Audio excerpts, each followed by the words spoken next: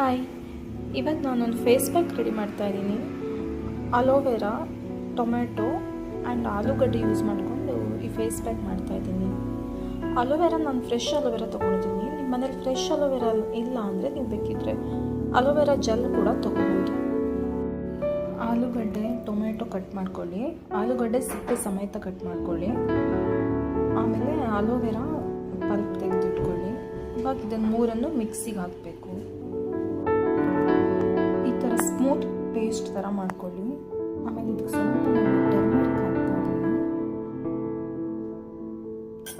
ಆಮೇಲೆ 1 ಸ್ಪೂನ್ ಆಗುವಷ್ಟು ಹನಿ ಹಾಕ್ತೀನಿ.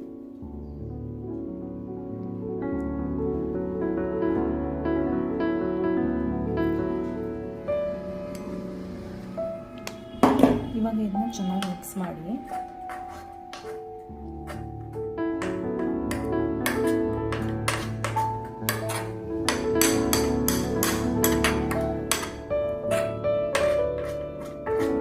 ಚೆನ್ನಾಗಿ ಮಿಕ್ಸ್ ಮಾಡಾದ್ಮೇಲೆ ಇದನ್ನ ಮುಖಕ್ಕೆ, ಕೈಗೆ ಎಲ್ಲ ನೀವು ಅಪ್ಲೈ ಮಾಡ್ಕೋಬೋದು.